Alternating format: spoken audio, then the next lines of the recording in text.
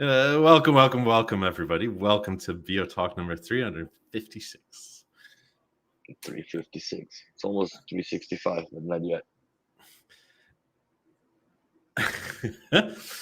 Yeah, we'll get there eventually. I hope everybody's doing well. Leave a like and subscribe and that sort of shiz. Go buy something at Skinny Play.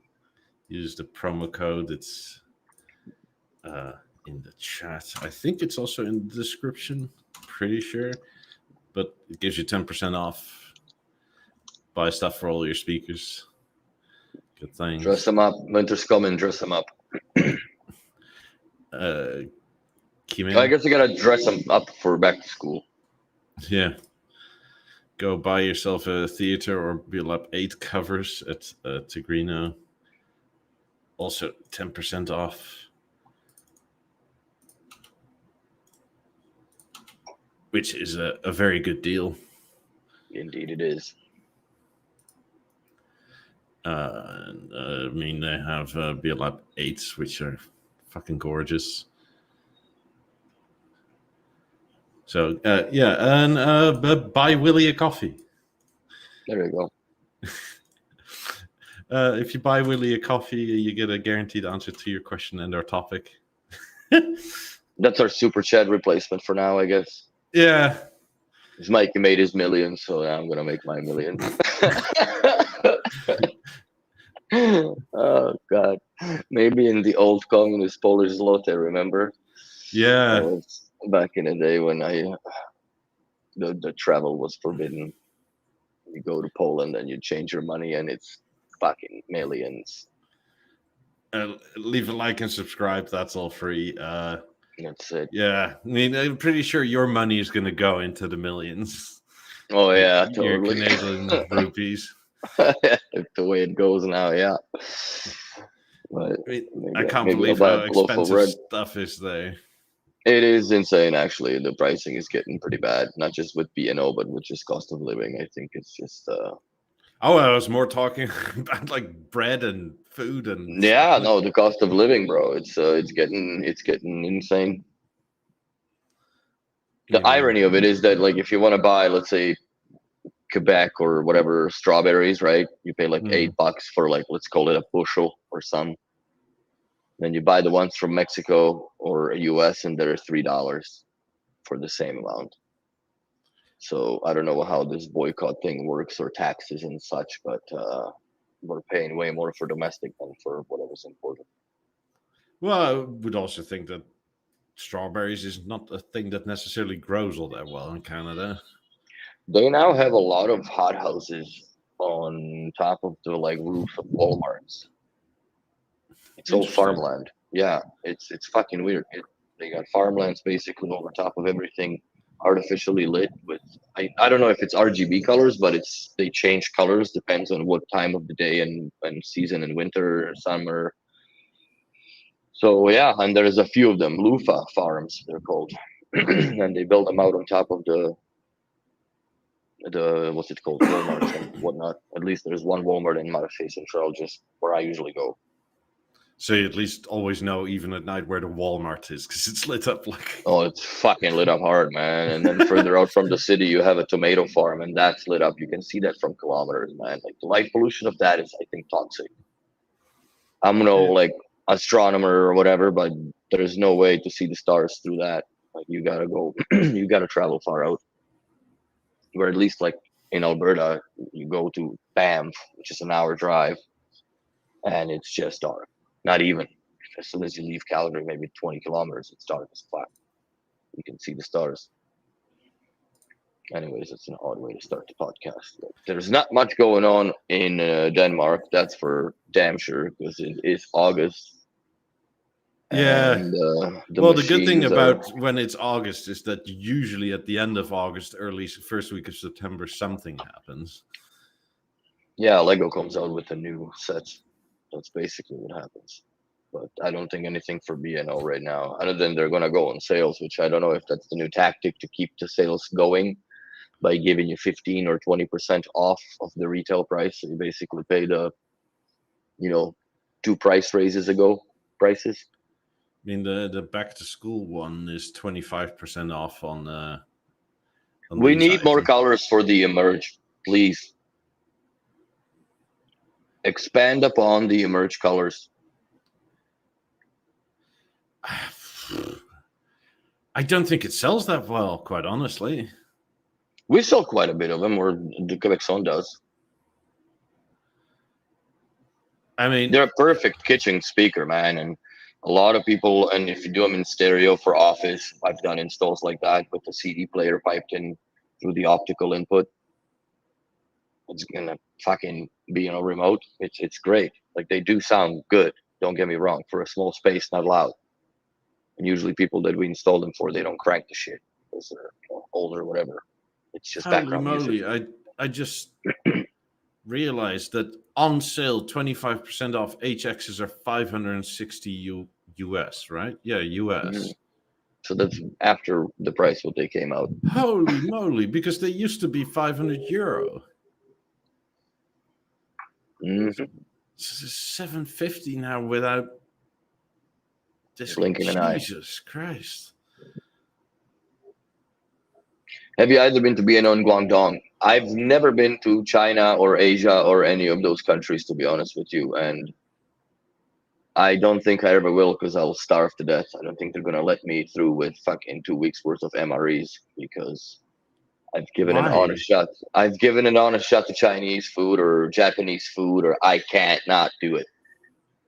But I don't want to make my fucking embassy a Burger King. You know what I mean? Like that's not.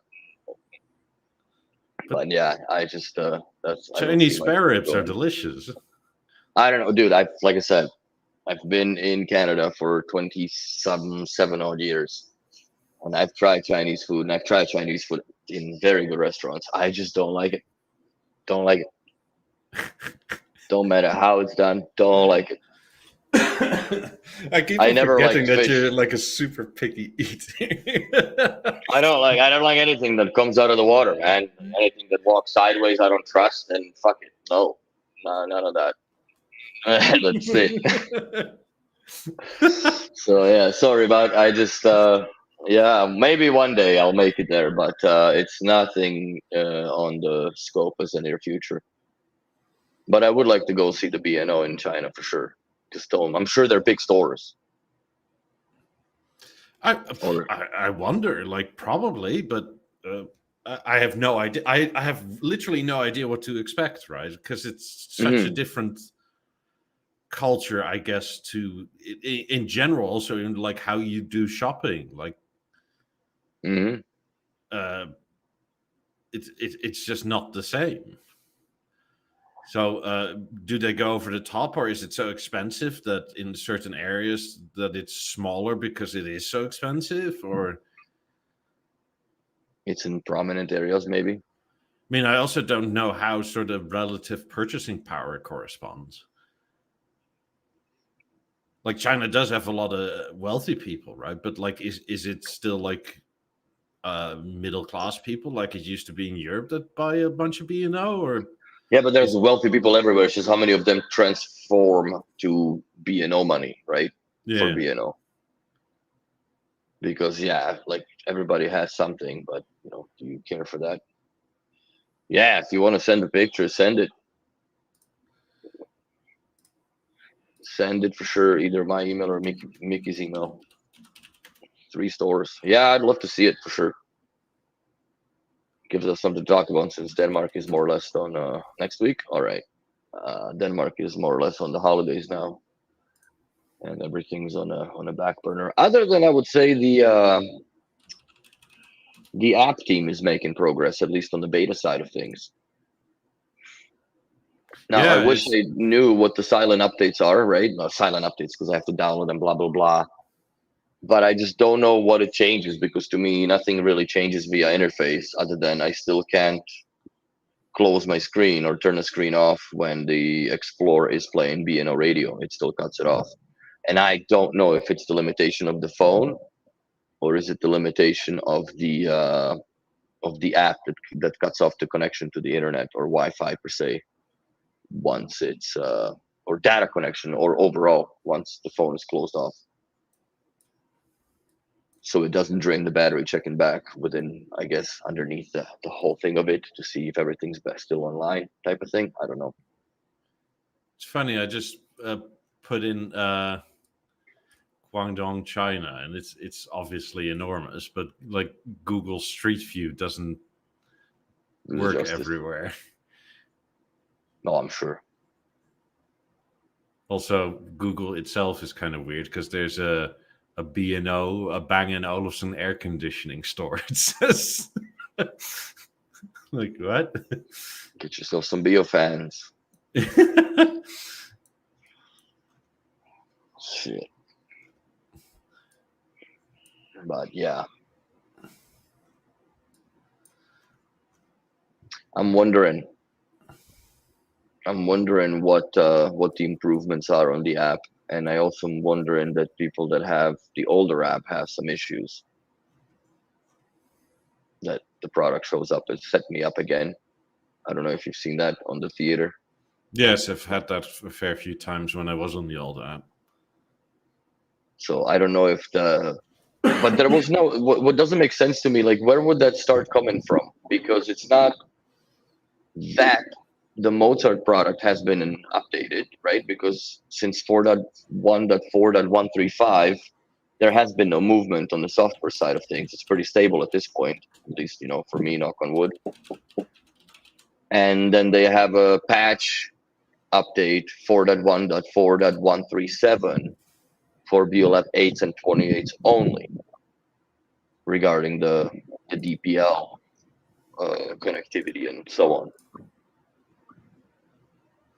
I think it's windy, but I just wonder what's changed. My software updated on the phone, and something got fucked up. Like I don't like the 2 new Samsung updates. I'm not a fan of it. Like there's things that were weird, and I wonder if that has something to do with it. It could very well be, right? Because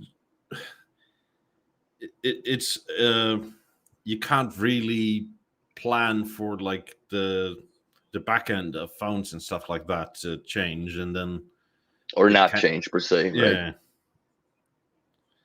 mean, this is partially why I think why Apple is such a nice platform, right? Because it's roughly the same. Yeah, but still, like some of the apps don't work no more on my old iPad. We've rewritten the app, updated text stack, overall performance, bug fixes. What is that you're reading? The update from the developer. What is it? Share with the class, bro. It's on test flights. You need to be invited for it, or you can invite yourself to it. I never am able to do that to see what the updates are. Like I am on the beta app. I'm the tester, but I don't see where those like what's the improvements or there have been any tweaks. But I find the app works much better than the older one. That's 100% sure. I just wonder when they're going to release it, and it's lighter by about a half as far as the size goes. I think right now it's at 352 megs that it's fitting, where the old one was at 600 something for me. Let's see. This one is 169.5 megabytes. So it's quite a lot smaller. Ad's asking if the BeoSound Explorer is as durable as advertised. Yes, it is. It's a very tough product, but then again, I don't know if you will have the heart to just throw it around like Henrik did on the camping trip. Well, they gave him one to test, right? So he took full advantage of it. Yeah, he literally went like, whee! into the air. Yeah, I mean, and once that didn't do anything on grass, he started to doing it on pebbles and stuff like that. Threw it in the water, in the river. Yeah, it is a very durable product. It is a very durable product, and it sounds great. It's a very personal speaker. Don't expect, to pull a party of 20 people with it, but it's a very personal speaker. I mean, it is that durable, though I would still cringe doing it, right? Hmm. Like it's one of these things where like I kind of don't need stuff to be this durable. It's nice that it is, but No, for me, it's good to know, right? But it's like having a Rolex Submariner.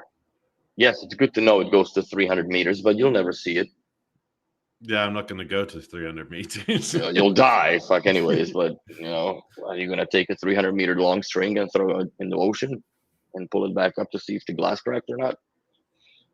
So no, I do like my Explorer. It's a cute speaker. Doesn't take up much. Yes, if I had a choice to like carry a burger versus that, acoustically, the A1 is much better, especially the third gen. But it's not stereo, which that little Explorer thing is. So if you stick it in the corner, like let's say in the kitchen, you kind of sort of get, if it's clearly a stereo image, you will get that effect because there are two side firing speakers. And I tested yeah, one for one. If I'm not mistaken, from memory, right? Like the battery life was way longer. it's ridiculous. And I know because my girlfriend's very bad. Like she's got the uh, charging disability Yeah. syndrome where nothing like I go crazy if my phone is below, let's say, 30%. You pick hers up, it's like 1 to 2. And I can't. Like to me, that just gives me anxiety. But then again, we're all different. But Yeah, yeah, it does this is last a why I long can't. time. I also can't like own an electric car, right? Because like as soon as No, it hits like 10%, I'd be freaking out.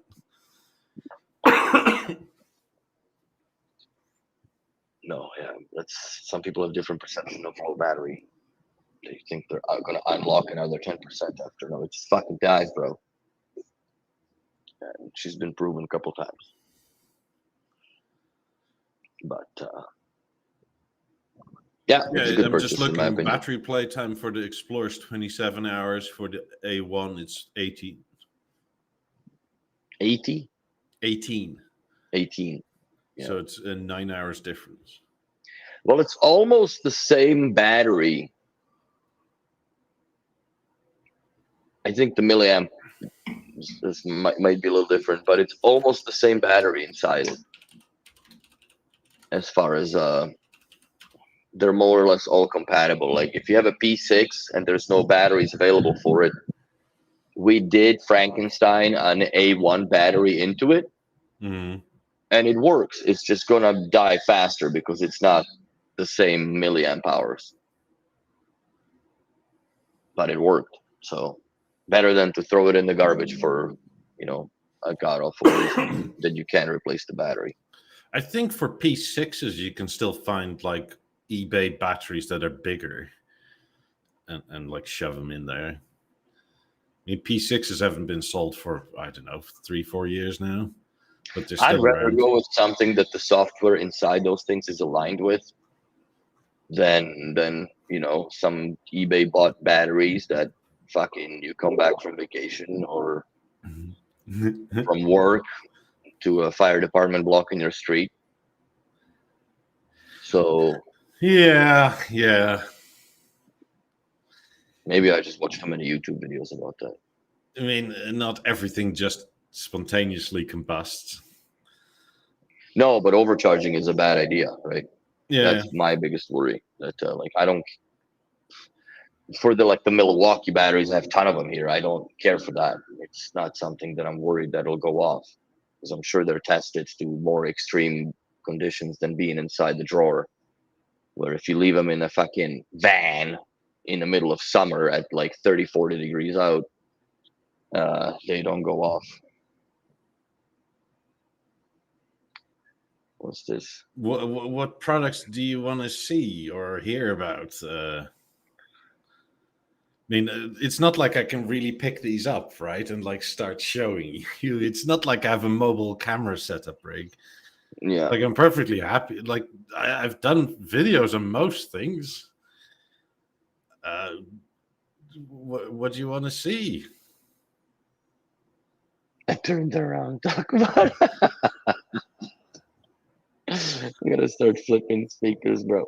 Yeah, you can see more than enough of those online as far as what our gear is behind us, I guess. Well, there's not really that much from the 90s, I would say. There's still kind of one of those unspoken of, and shape. There's not many shape videos. No. But shape is hard to communicate, I think. Shape is it's an architecturally dangerous project.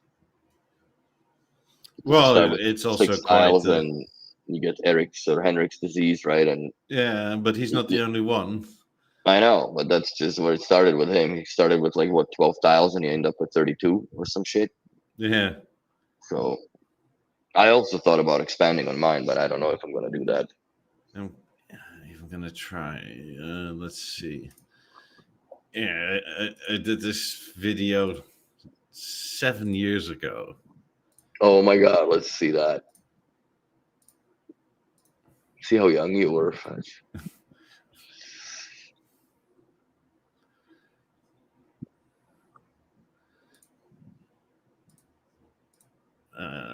Let's see this.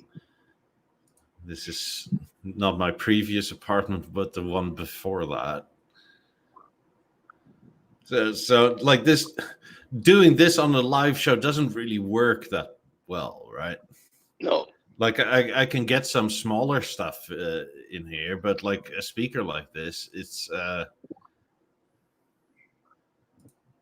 This is where it all started, fuck. yeah. That's the place. I mean, they're still the same speakers. Like I still have these on screen are still those, right? Mm-hmm. So are mine. They're just out of the picture.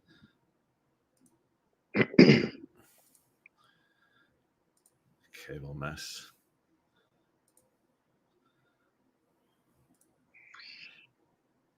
How to incorporate the products you have more in the show. I'm not sure what you're trying to say. Like, are you trying to talk about like programming with the Bio Living Intelligence, or your lighting system per se, or you're talking about, you know, I've done an interview with Henrik.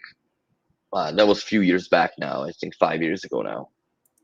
But nothing really's changed as far as how you live with B&O, because from Mozart to ASC or vice versa, there is really not that much difference in how you actually live with the product day to day, especially like what in my scenario where I have everything programmed through the gateway. So my welcome sequence always goes to the uh, Comedy 104 radio station in the morning, or like as soon as I enter the apartment, right? It's just something, because I found that listening to music on the way out, whatever the fuck song you leave with from the door closed, that's the one that's stuck in your head for the rest of the day. And I just found it annoying. So that's why it's just goofy jokes or whatever is on the radio, because I don't really care for the news anymore.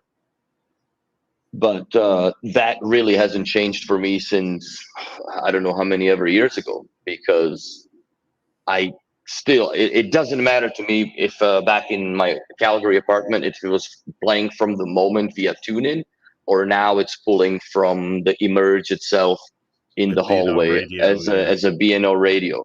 Makes zero difference to me in my life as far as the integration goes. If it comes to programming, yes, you just have to pick different source in the gateway.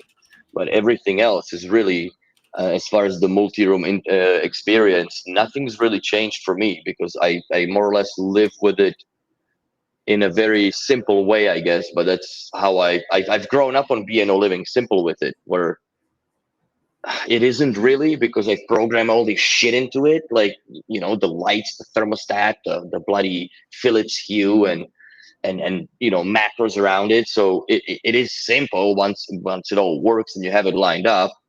But to get there, yes, it was a lot of work, and and it's really a work that you can't really show on screen, because it takes hours and hours. And basically, like, you would watch me do a time lapse to be hunched over the computer to do a little code, and then you see a whole bunch of light quickly flicker, but you wouldn't have any idea in time lapse what the timing of them is, because it's time lapse. Fuck, like, you know, if I have these lights to offset by quarter of a second to come on, you'll never see that unless I would slow it down to real time video.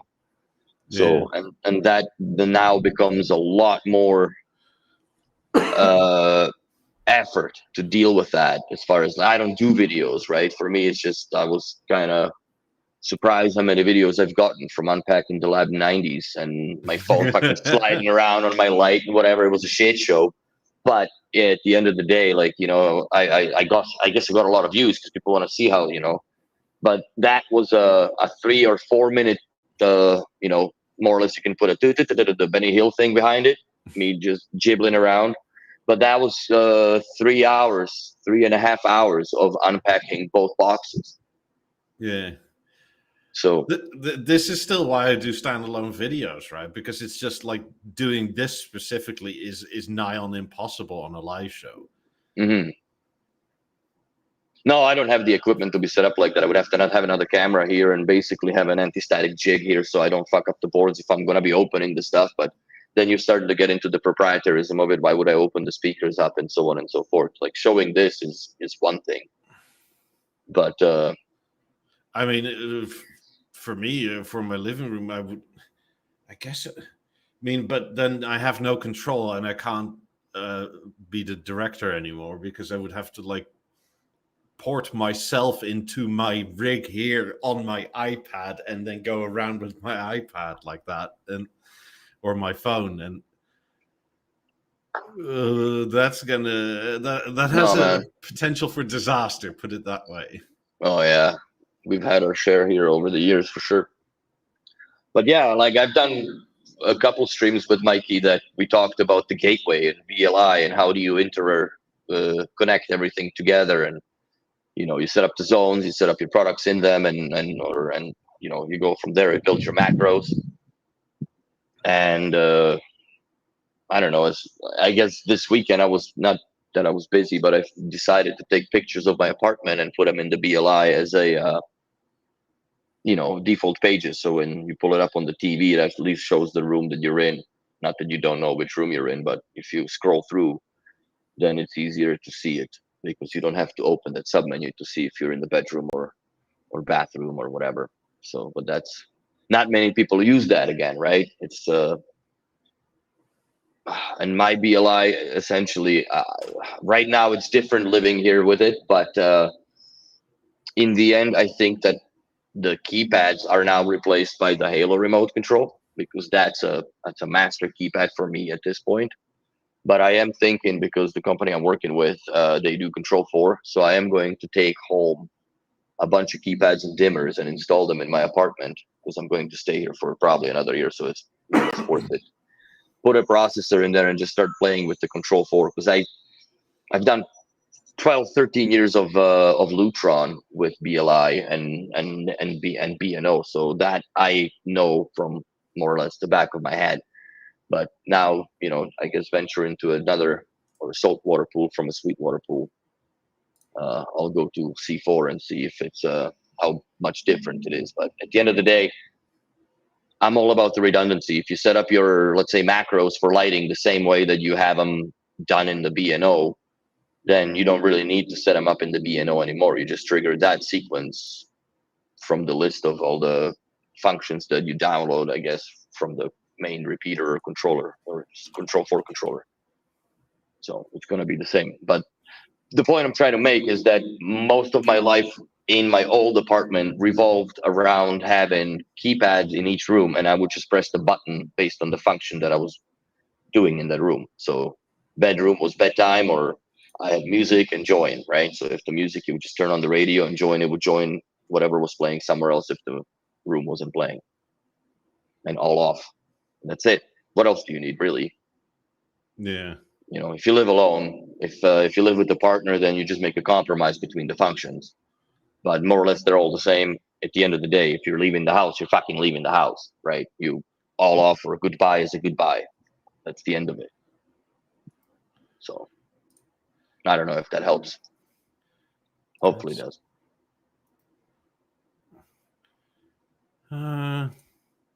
I forget now. You sent me your unpacking and packing of the 90s for a long time, but I forget when it was, or was it on? It's on Instagram now, and you know, it's funny. I actually recently deleted them because my Google was bitching at me for running out of storage. Yeah. and it was like 7 gigs of video for all that Instagram stuff. So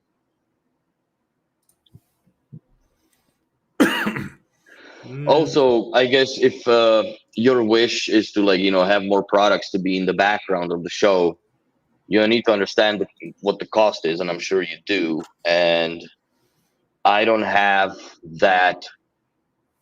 Well, first of all, I wouldn't buy the products and then just rotate them on just for the shits and giggles. I buy them for staying with me, and like just like the 90s, I bought them in 2015, 2016 is when I got the white set, which is there now, being worked on, and I'm planning to keep them till death do us part because they're a great speaker. You don't really. It's hard to top these, regardless. The fucking dancing, eh? It's finally stabilized now. There we go. Back and that. Boom. But yeah, it gives you that warm heart when you pull that black curtain out. So yeah, it's a lot of time pulling those pins. And I actually ordered. It's an $80 Canadian bloody money of for that tool separator. Not Really? the tool, but yeah, it's $80. Holy whatever moly. it is whatever it is on. Like that would be expensive if it's at DeWalt on it. No. It's an FOB. It's an FOB. It's a special FOB tool. Okay. So there we go. And this is what I think this is taking them off. Yeah. I think no. What is taking this? the crowns off? You forgot your blanket to put the crown down. That's it. Oh yeah, that's to put I'm taking them off on this video. Yeah, to put the bull horns in and unscrew the bottoms and so on and so forth. I'm gonna make enough coffee. Good watch. But yeah, it's a long process to take these apart, man. It really is. But it's also a fun process. I mean, the thing is, yes, these videos are useful, and I get it, but we spoke about it for like 3 episodes already. Yeah. I mean, this show is somewhat interactive in the sense that, I mean, this whole idea, right, is that we were gonna chat, Willie and I, anyway. We Pretty decided much. we might as well put it out online, and you guys can join and help bring up topics. But otherwise, it's going to go somewhere. Usually, it comes back to B&O. Yeah, we dodge and divert sometimes, and sometimes we talk cars, sometimes we talk crypto, sometimes we talk whatever else have you, and then it comes back full circle to B&O, as it usually does. I mean, we did an extra show in the COVID years that was literally about everything. Yeah, the Monday. We did what, like 50 or something episodes? It was another year of that too. Yeah. That we did Sunday Mondays. The unplugged BeoTalks. I mean, and that was literally all over the place. So this is the day when they finally came off the pallets. That's like 2 weeks later because they couldn't get help. I mean, I don't know if you have it, right, but I know I certainly do. Like, but I understand it's slightly different for like audience that isn't here every week. But if I said the exact same thing last week, I still remember, and I feel a bit weird for keeping on repeating myself for certain things. If it's advice, right, I don't mind. Like, how do you do something? That's fine. But if I keep on telling you that 2 weeks ago I did X, Y, Z, like, I feel like there's something wrong with me. Fucking dementia and shit. Yeah. Oh boy, this is funny. The guy had his he put his rig upside down, even though I was telling him like this is how you do it. But if you've never done it, that one I fucked it up first time too. But yeah, it's always funny to watch people's face when they first time lift it because they don't think it's that heavy. Like maybe I don't make it look heavy, but that's 137 kilos just lying around, and It's then you not put it pleasant, down. no. No. It's the fucking laughter dies quick. So I mean, when I did this with my dealer, right, one of the things that was heavier on my side is that there's a substantial height difference between him and I. So when you go up, right, like I go up by like that much more than he does. So yeah, so you can't really fully go up. yeah. So You're I fucking sort of carrying the whole stand thing. hunch over, like moving that fucking 90 around. No, but you can adjust the height or the length of the Yeah, suspender but we didn't have the things. harnesses. Oh yeah, I bought these specifically because I knew once I have to move them, it's no bullshit, no damage. And it's funny that a few times after, because we've suffered with this shit before, and I just, you know what, no way. When I moved into this apartment, I finally emptied out my storage, so I dug them out, and I'm like, no, next time somebody moves, and we use them, and guys like, why the fuck didn't you use this before? Because you guys know better. You just grab it by the bull horns and shit, and try to lift it, and it's a shit show. Yeah, I mean, But we used ratchet straps and the bull horns and things. I mean, yeah, it they're still worked. not fun. We also didn't have to go. I mean, we had to go probably about the same distance as you did, maybe a bit further. Well, I had them like once that was done. There is one video that is missing more or less that I never made for was the skates. Oh yeah, I forgot about those. Because I forgot to do the video where I We aligned didn't them have with the those skates. either. I aligned the speakers precisely first, and then we did the podcast. And I'm like, fuck, it's too much, too far apart, blah blah. So then I moved them again by 7 centimeters inwards. So worth it. And and then my TV wasn't lining up with the shit. So then this is where I'm like, okay, I need to line up the TV.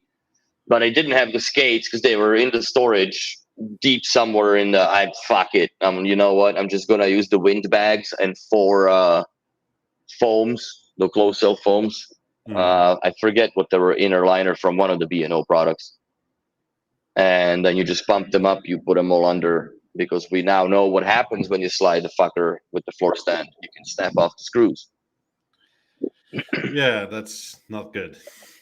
So disastrous, actually. Disastrous results. But yeah, this is what it's all now as it is in its final position. Well, I may just let me bring a topic. I have the 8000 looking to get Beolab 1s. Understand that the Beolab 1s are completely different sound tuning, etc. Can you comment on the Beolab 1? I got them, love them. I think they're way better than 8000s. Way more powerful. Oh, by a long shot.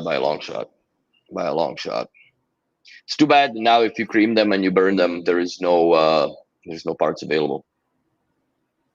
Yeah, but they still sound great. So loud to do that, though? No, yeah, you gotta go stupid with it, but that usually doesn't happen. Like when I had mine, I rarely listened to them, but I did listen to them, and they sounded great.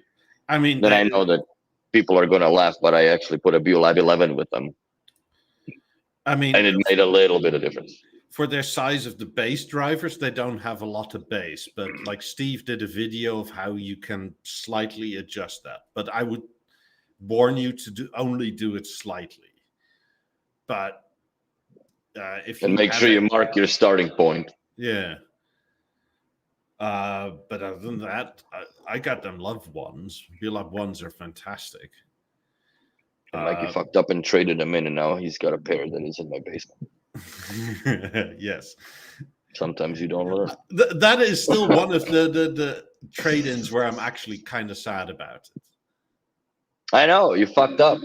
Yeah. I mean, I had 8000s before and don't care. Like, so have I. Don't care.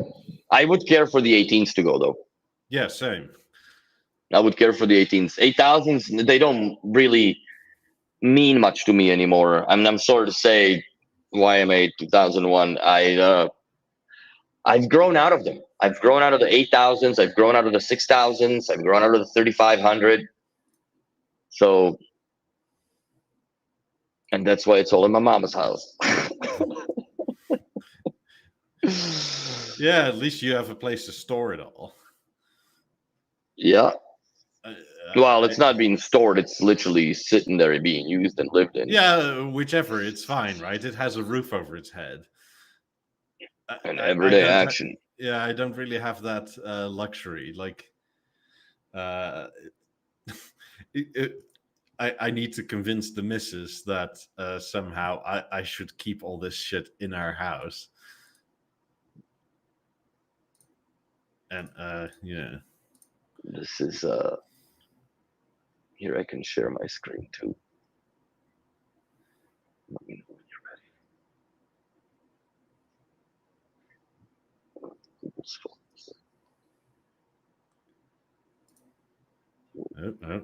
going on? I just shared my screen too when you're finished with yours. Yeah, but it shows all screens. No. Does it just show mine? There we go. Yeah, it shows yours. So that's the TV I bought without my wife knowing. And the 8,000s came with it later, I guess. But yeah, that's now in my mom's living room. And then there's the BeoSound 5. The actual BeoMaster 5 I have installed inside the BeoVision 9, which I got at the time the conversion kit was still available, because it came with the BeoMedia 1, so I transformed it into a BeoSound 5 output. And then this cable here that comes out, it goes all the way around the back. And can't really see it here, which is the whole point of it. But, is it like a BeoCenter 2 cable type of a thing? No. It's a A9 type cable. It's called, which is the power, and then you have the micro HDMI and a USB. For control of the ring, power obviously to power up the display and the computer inside, and then the HDMI, which is bringing the picture. And then on the other side of that is the BeoCenter 2, which is not powered up because it fucks with the CD and radio commands from the BeoSound 5. Oh, both go. Yeah. So that's off. This is the downstairs bathroom. I put a Lab 2000 there. I pre-wired all this shit when it was being built.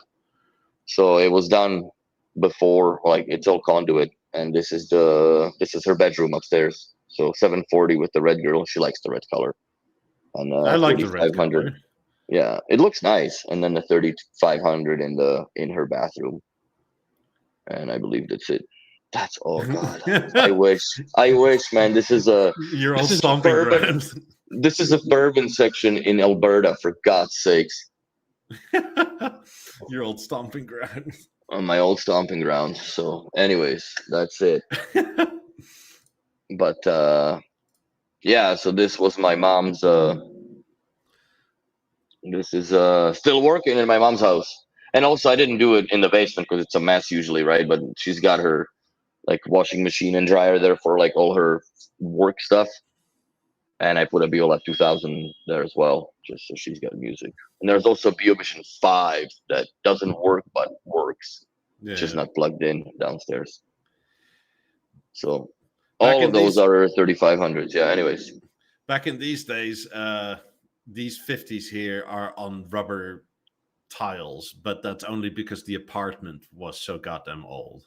It doesn't look it, but the whole building like was built in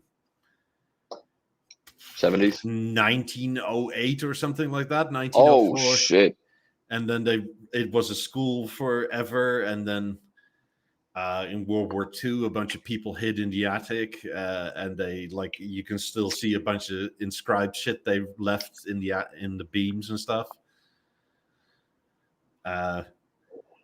But yeah, all the joists and stuff are so loose that even the 50s with their padding, right? Like they would shake the joist going to my neighbor.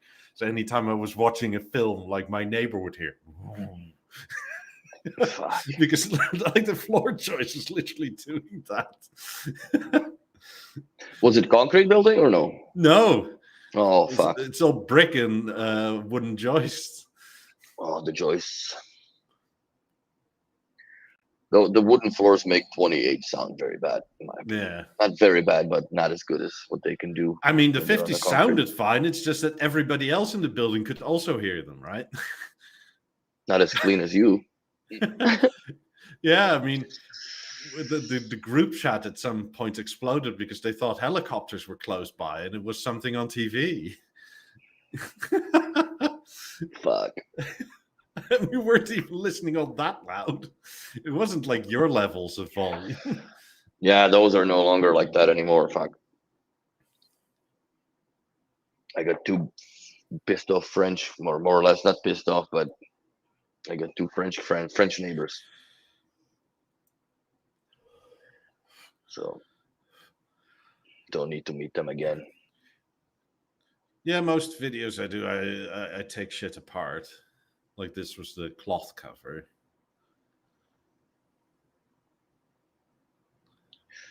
I wonder if they'll ever make the Mercedes cover for the theater. Or will Tigrino maybe make it? Oh, this is when you still had the Eclipse. Yeah. Yeah, this is 7 years ago. It's funny, it doesn't even look like it, eh? Yeah. Nothing looks old. I Except mean, your background I still have the changed. same lamp over here. Yeah, no, that's what I like B&O. Some of the stuff is completely timeless forever. Some dates itself, some looks just extraordinary in every room, like the Lab 5s. Those definitely have their own presence and language and design language. But I didn't have 5s in this apartment. I never had 5s. I would like to own 5s at some point. I'll put them here or something. I used to have 5s, and I had to, honestly, it was a deal, and instead of keeping them, I decided to be the guy in between another deal, and then just sold them, because in the apartment they were just Too much. too boomy downwards because of the 15-inch woofers. First of all, second of all,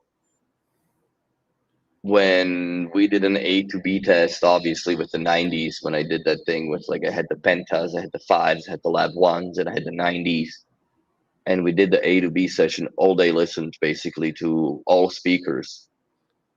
The 5s sounded like speakers, if you know what I'm saying. Like, you could still locate them somewhat. Like, they just don't have that precision of a direct firing speaker like the Lab 1 or Penta.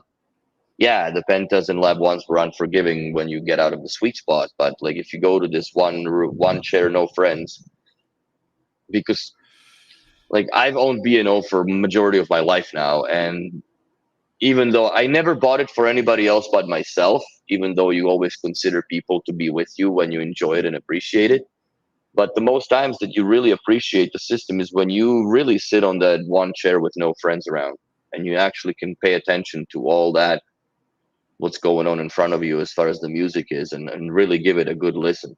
Not everybody does that, right? Like some people just don't have time, but you're not going to sit like a dweeb in front of a BeoSound 2 to listen to it in stereo. But if you have 50s or 90s or 28s or even Lab 1s or 20s, fuck, anything bigger, you do sometimes sit down with that glass of bourbon and you actually do listen to the music in whatever. I mean, one of the biggest things I remember from this video now and what I miss is the fucking on-screen menu. Yeah, that's long gone. I mean, and I'm not going back to a Harmony, but the on-screen menu is just nicer. It's, yeah. DJ Neo, curious how Pentas compared to the 90s and with the years of evolution. You know what? They sound, the Pentas have their muddy old school sound, you know? It's just, you can make the 90s sound the same if you play a tape on them. Yeah, I guess. Essentially, that's the only way that we could, reach that same level of output. We ran it through a BeoMaster 5000 tape, BeoCord, I guess. 5,000. No, 5,500. I had a 5,500 white and a silver system at the time. But on Pentas, you couldn't tell the difference between the tape and the CD from the 5,500 system. Believe that shit. With the Dolby X or whatever they had. And that was something. Like I remember that I set my mom in front of the Pink Floyd. I bought Depeche Mode Ultra. I bought the vinyl for fucking $40, like that's the only one, whatever, right? And I put in the tape that I found, because I used to have a tape back when Depeche Mode came out with the Ultra album in early '90s. So I still have the original tape that I bought, the album art and all that. Like, it's non-existent now. And I did the A to B test for my mom, and she couldn't tell what was playing, and the CD because I had an album as well, all three. She could tell the vinyl because of the inherent crackle in it, right? Also, you can see the fucking thing spinning. Yeah. But when that tape disappears into the inners of the BeoCord 5500 and the CD slides in, you have no idea what's playing, because I didn't show her the remote, so she didn't see what the source was. And she couldn't tell the difference. Like, there was no noise from the tape, is what I'm trying to make as a point. But fives are very good rock and roll speakers. They're not, in my opinion, something that you listen to for accuracies. They're just too messy in that department, in my opinion, acoustically.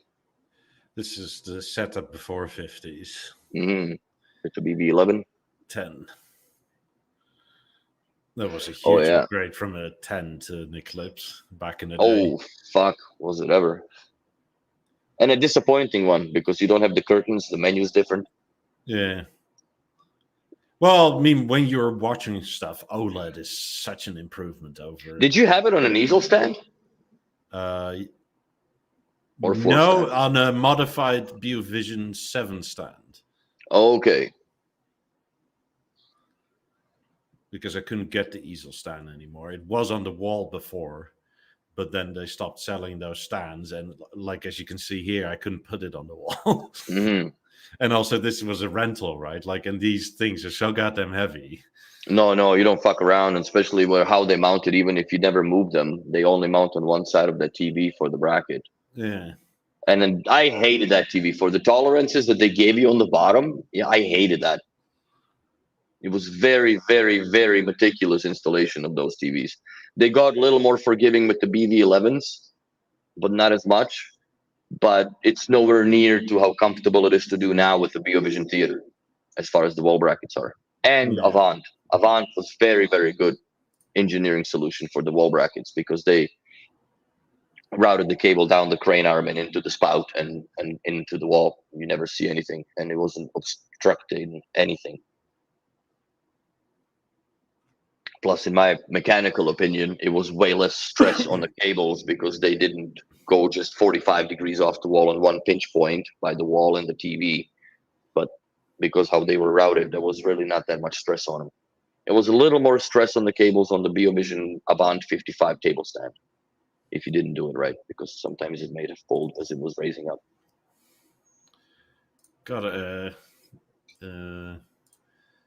forgot I did this video, the whole surround setup. No, with the 28s at the time. Yeah, those were the rears at the time. Mm-hmm.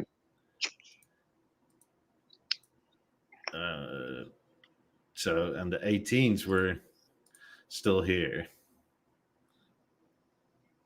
Yeah. And there were 17s up above. Where does it go? Make sure you don't get demonetized, bro. Showing this. That's my own stuff.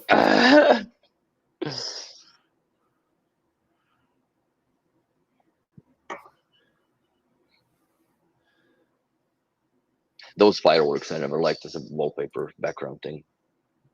No. Fukusin asks, I have 75k to 100k budget. What do you think is the most effective strategy?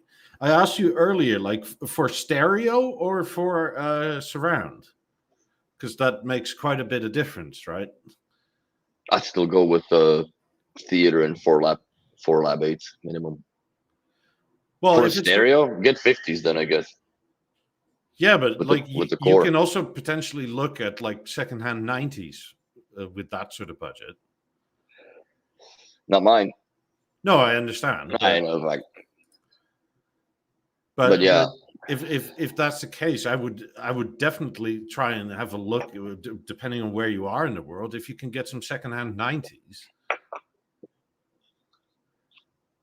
Because I mean, that is the most cost-effective way to get the ultimate stereo. If not, go for a theater and 50s. That also works. Maybe a set of 8s in the back.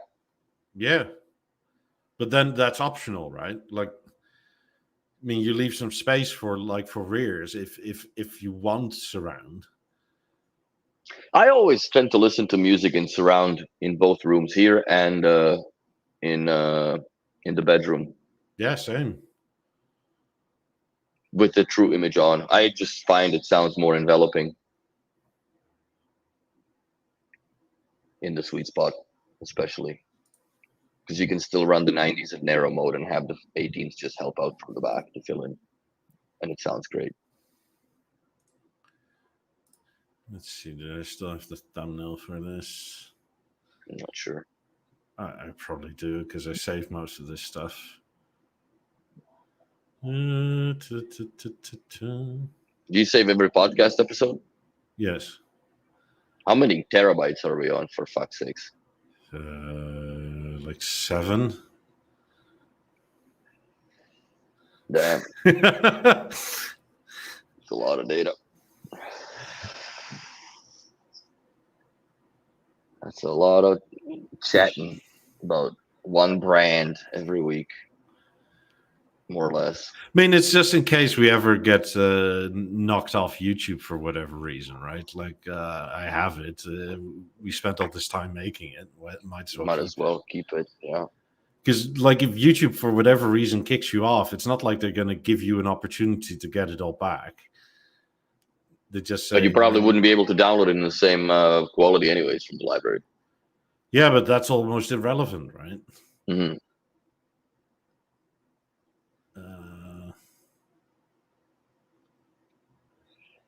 Yeah, I would get the 90s. If you were considering just a stereo package, get the secondhand 90s or buy 50s with the core and a halo. I would put a halo to it because then you can fuck around with the presets and everything else. Well, you can do it with the remote control, I guess, too.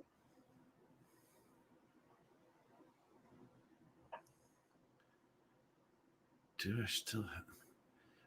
Where did... What are you looking for? That thumbnail of the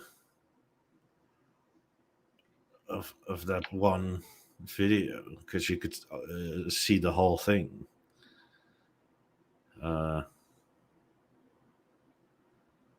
Because you could see the setup, right? Like that I had at the time. Mm-hmm.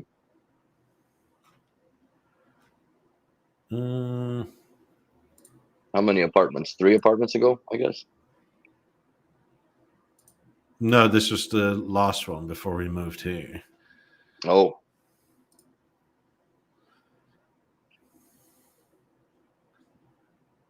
Can't find it. Well, I mean, it's just, God, it's 3 years ago. That's been a while. Fuck. I've been here for 2 years now. Colonies. I mean, it was not last Christmas, not the one before that, but the one before that. Around that time, that video was made. While back. Yeah. Well, too bad, so sad. Yeah.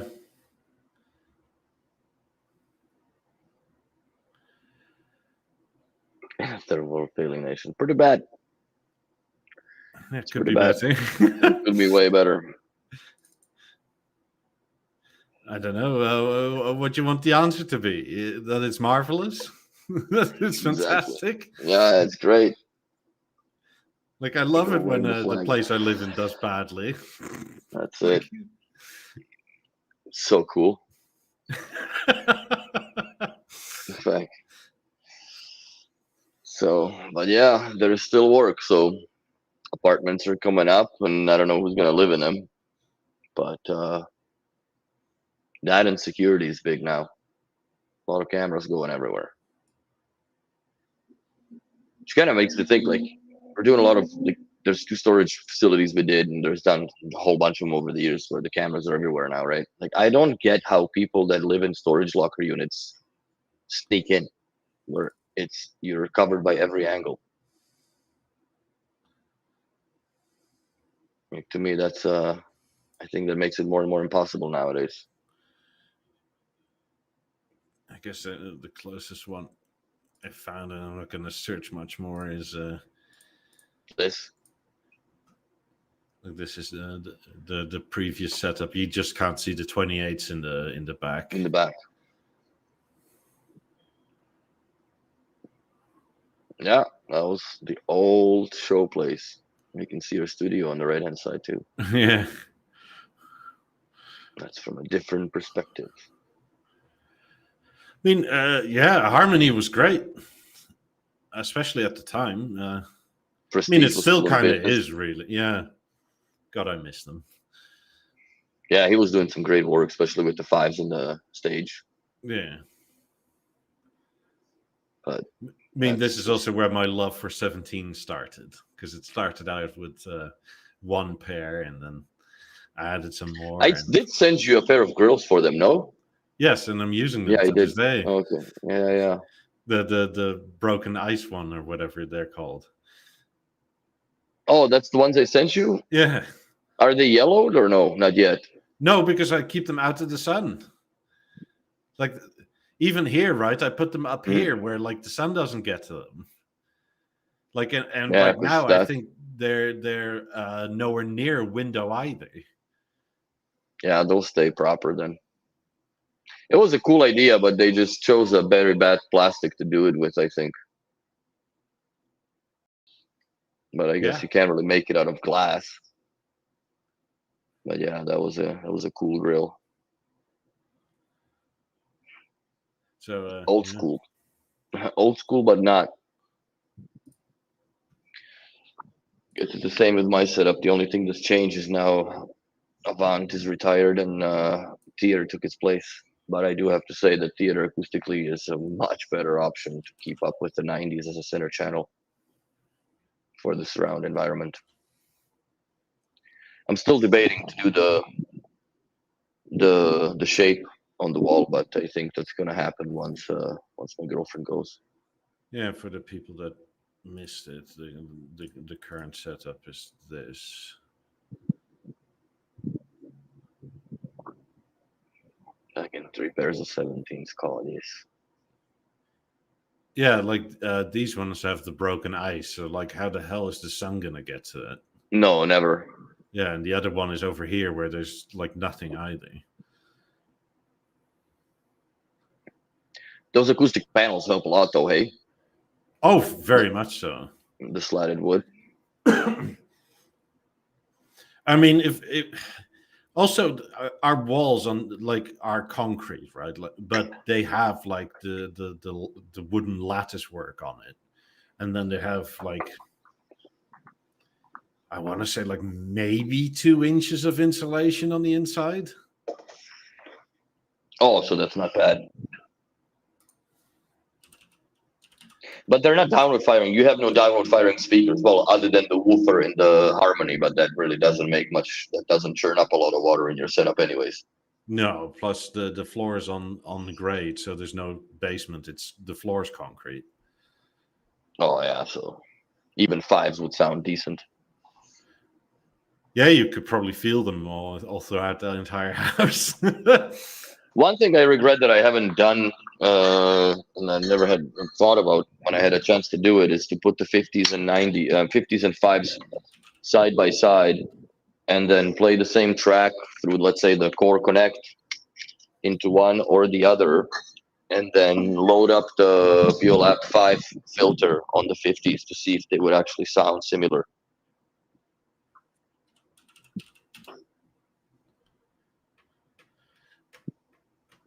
That would have been something.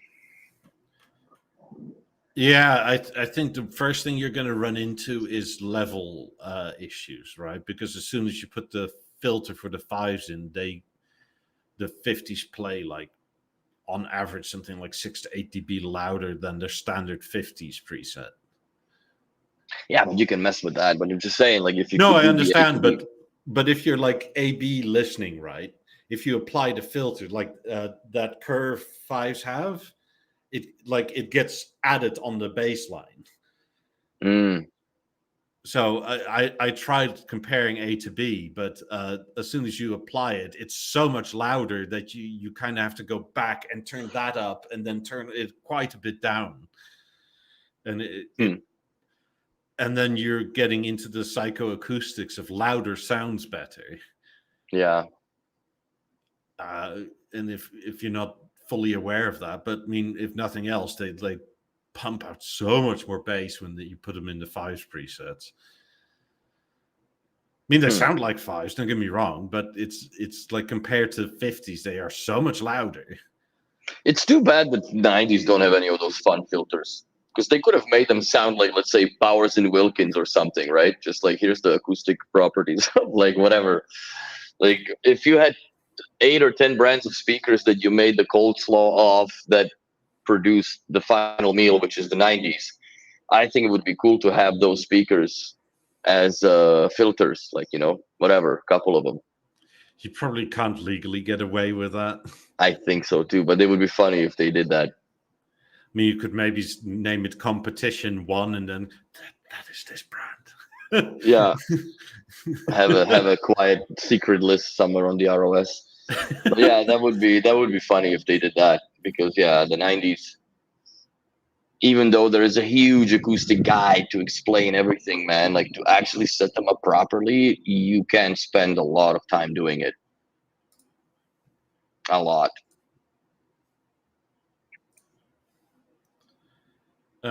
B and D says, I have some troubles with my five sounding a bit sharp on full volume. I have them connected directly using the digital way, not using PowerLink. Any recommendation how to have the EQ curve? Yeah, tone the top end down. You can't. If it's a SPDIF, you can't. Yeah, but you can from your source, probably. If that's the only option, yeah. If you can do it from the internal equalizer of the output, but well, Spotify is one of the reasons why it probably doesn't sound great, because it's MP3 quality. It's 320 kilobytes a second MP3. Like, you would definitely hear a difference on a FLAC from Deezer or Tidal. That's for sure. Fives do show how bad Spotify is sound wise. Spotify Connect, more or less, you can get away with, in my opinion, on anything below Beolab 20. Even the Beolab 20, you can sometimes hear the shit. But like the Explorer, the A1, don't recommend the headphones, because they're definitely way more accurate than you would want to have them for Spotify listening. But that's about all I can think of, man. Like, maybe BeoSound 1 from the yesteryears of olden days, because this does sound a little bit crummy. Good for spoken word, but not much for the music. But yeah, that's YouTube music is also shite. I honestly, like, if you have something that is worth the money to listen to, then have a streaming service that is worth money for paying for it. Because Spotify is not the one, my friend, at all. And yeah, if you're running them through digital power or digital SPDIF, then are you using a B&O remote to turn them on, up and down volume, or do you have, let's say, like an RTI flasher or something stuck into the lens of the IR receiver on the speakers, and you play them through like a home integration system, more or less, or a universal remote control system? That's another question that I would have for you. Not that it makes any difference, but I don't remember, nor I have ever seen any EQ settings on the SPDIF output on any receiver that I had a chance to work with. Yeah, also full volume is loud. Yeah, so we're using they're set in the link mode. I mean, quite honestly, if you have the fives, I would just just bite the bullet on the BeoConnect core and couple power link cables, bro. Honestly. And if you have the TV connect, I don't know what your setup is, but I would run them because the fives are the only speaker that are a pain in the ass to run a third party like, because of the data communication and so on and so forth that comes into it. Love That the is the fives, problem. but they are so proprietary B&O of the old era still that it's just a pain in the ass. My recommendation is to stay the fuck away from the SPDIF third party control, or even the B&O control. Yes, that it is what it is, but then it still is something that is dependent on whatever the DAC is inside, whatever that is, because that feeds it into the DAC in the Beolab 5s. And I don't care what DAC you have now, the DAC in the Beolab 5 is from 2003. So if you want to have them sound good, get a BeoConnect core. You're running them on Mozart, they will sound fucking 100 times better. Oh my god, I was so hungover today. But yeah, this is the interview basically where I run through my entire apartment. And when was this? holy fuck, like 5 years ago. 5 years ago. Jesus. No, the new core doesn't have SPDIF. I think it's got optical input, so you need a converter. But I don't know. I would go for the core, and like, let's say you want to have the TV, then put an ARC in it. So, but yeah, this goes for about good 45 minutes of me going through the whole house and basically giving the rundown of how things work, or I have them working in my Bio living space. But yep. So young. I was chubbier too. Fuck. And normally that goes the other way. I know. But it's funny how maybe you're just retaining water because you're so hungover. I don't think so. I think it was I had more weight for sure. Yeah. So there is the entrance of the old apartment, and then there's those 3 buttons on the keypad that make the magic work. Because I think I sent him some B-roll videos as well, so he has something to do it. But yeah, that was a good apartment. It was a nice place to live in. That thing one day fell off the wall. Yeah, I remember that. And it cracked the corners, didn't it? Yeah. I've never gotten it fixed. It's still at my mom's house, so I'm wondering one day if I could just get it, maybe some woodworker to rebuild it and take that little Bang & Olufsen token and put it in the center of it. Just make it like it used to be. But yeah, that's that was the entrance to the house. I mean, I think for both of us, right? Like it's almost like people only see your living room, and for me, they only see this area. But it used to be my living room. Yes. I mean, I don't think people realize that, like, literally every fucking nook and cranny of our houses, you can find some B&O somewhere. Yeah. So it's just yeah, it's hard because, like, what am I going to do? A podcast out of my bedroom just to show that I have a TV and speakers there, right? It's kind of weird. Yeah. I'm thinking of doing one in the office, but office is now the mess because I have my girlfriend's boxes there. We're going to ship those to Mexico. And I'm not going to do one in the bathroom. In fact, I'm going to sit on the can just because there's a level there. So, but so what are the bathroom speakers? In this apartment, I have 2 baths, 2 bedrooms. So the bathroom one where I'm at, it's on the side of me there beside the closet. That was the BeoSound 1 in piano black I had sitting in that bathroom. And the other one had an M3. And bedroom had a shape with 12 tiles, 4 speakers, an old core, of course. And in the living room, I had the Avant 55 with the 90s and 17s. And in the office or Lego room was a V132 with the lab ones. And then the V132 It's a is Lego room. got migrated. The lab, the V1 got migrated on where I was just pointing on the video. On that wall, I moved it, and I moved the level. I moved the BeoSound moment out of there. But yeah, it was an evolution of the speakers or the sound in the room, I guess, as it goes. See, I was actually in the build. Shit, that's when I was building the off-road crane, the big one. Yeah, I remember those days. Some B-roll footage. But yeah, that was a fun apartment, fun place to live in. Didn't you get a bunch of fines for like smoking indoors and then also smoking outdoors? No, I only got fined once by that bitch neighbor upstairs because she was able to take a picture of me outside on the balcony smoking a cigar. But I always sat in that one corner where she couldn't do anything about it. But since I got that ticket, I made sure that I would smoke one cigar a day on the balcony every evening just to fuck with her.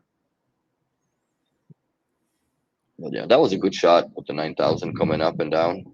Yeah. I mean, you still have it. Yeah. That's another thing, right? Like, talk about products, but like, we have, like, years ago, because like it's too expensive to like switch out every few years. And for what reason, right? Like, you've grown not just accustomed to it, but you've grown to like it. Like, it serves its purpose every day. Why would I change it? I never really tend to get rid of my B&O products, and if they do, they some sort of way they just get retired or passed down to my friends or my family. Like, it's just, I don't really toss this shit. Why? Yeah. It works. So yeah, but that's yeah, go ahead, you can explain what you meant, but that's the thing. It's also the drawback of the B&O company itself, right? They don't make a disposable product enough that things last. Yeah. And working with B&O for a decade and some now, we've had people that came in that are in their retirement with a Biomaster 1000, whatever the fuck that they bought when they finished university 40 years ago, 45 years ago. So, and it still works. You change up a couple capacitors and they still listen to their CBC Radio 1 and whatever. So, yeah, it's just, there's no need. Like, yeah, some of those Bluetooth things, they die and you just toss them, especially like the earbuds. Those are fucked when they die. But most of the stuff that I owned, I really never had a really need to sell unless, there was a point that I either traded in or I sold stuff because somebody else needed it. But I would never just sell it or just throw it away, because at some point somewhere someone comes up looking for something that you have, especially with B&O. So YMA says I would use your existing products, but talk about how you could get more out of it via integration, etc. Yeah, exactly. But that's like, we've been at it so long, right? Like, we've done all that, like, and it's all in the back catalog.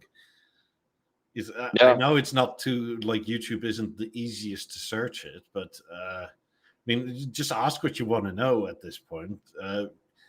I feel personally we're at the point where we're more like tech support for most people than anything else. Yeah. Because like B&O's tech support is so goddamn slow. My good old Lego box for cable management. Yeah.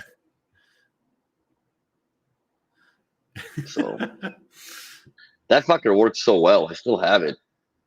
Just haven't used it for this, but I might put it in the back of the theater and throw power bars in there and such. Yeah, I'm thinking, for example, how to integrate an 8000, like Beolab 8000, via Core and Home Assistant. Yeah, that's doable. I mean, you need to know how to use Home Assistant. I'm not the expert on that, but we have for that, go to Discord and join the Home Assistant page. Yeah, there is a specific forum for that where people discuss these things. I'm not a Home Assistant expert anyways at all. I'm not that I'm an expert in BLI because I don't know how to speak in Lua, but I sure as fucking program the shit out of a BLI. Yeah. So, or DJ Neo's in there, like, and he says he has his Essence Mark II working pretty well in Home Assistant. yeah. So ask them, take this to the forum in the Discord, and you'll be more than happy with the answers, I'm sure. Oh, my good little Lego connection. Yeah. There's much more to it now. Jesus Christ. I mean, for my setup, right? Like this stuff, 18s, 19 and stuff, it's on a moment, which is like you can multi-room it to everything else. I don't know what else I should get out of it. Mm-hmm. Also, I like that my house is dumb enough that it works regardless of network status and stuff like that. I don't want a bunch of smart things. I mean, I would say for certain that the best way to get the most out of any Beolab speaker is a BeoVision of some sort. Be it Always been saying Avant, that. Harmony, BeoVision 11, Theater. Fuck, I used to run my 90s on V132 at some point. Yeah. Because it was better than to run them through the core. Well, they were also made on a V140, weren't they? Platform, yeah. Yeah. But that's the same sound engine that is in the Avant, other than there's less power link outputs. But yeah, so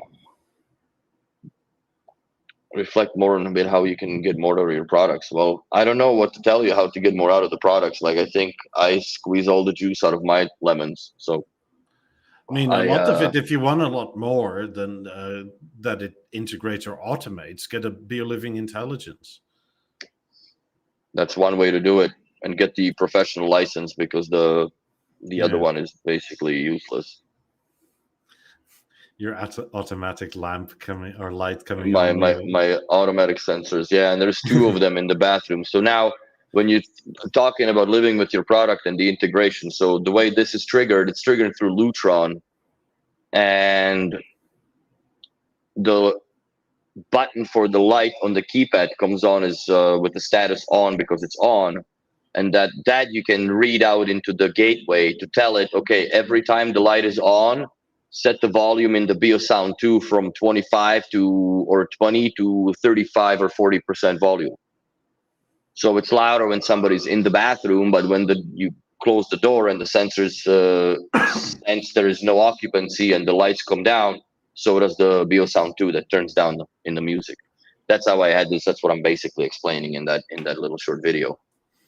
So if you're talking about, getting most out of your product, this is how you do it, but you got to invest in a whole bunch of shit. You have to get the BioLiving Intelligence, or at that point I had was BioLink Gateway, but also you have to understand the fact that a lot of people doesn't, regardless of the money and budget and anything, their limitation is just their own mind and imagination. Because if you can't think of it as a practicality, you'll never have it in the house. So those were the things that I was doing for people as well, like when I was integrating the homes, and it just makes sense. Like, if you tell people that you have, spend another $60 or $90 on the second occupancy sensor, and then this and this can happen, it makes total sense. Yeah, my B&O towels. That was my mother's Christmas gift. Fucking A. Still use them. They're not just for show. Yeah. I mean, that whole home integration is not for me, for instance. Yes. So, like, I'm not the one to ask about that, because, like, I like dumb buttons. I don't like, back in this day, also, you could speak to your place. Yes, I had it all done through IFTTT and Google Home. Yeah, and I thought that was creepy as fuck. And it seems like everybody's coming around to that point of view. I mean, it's bad enough with whatever listens to us now.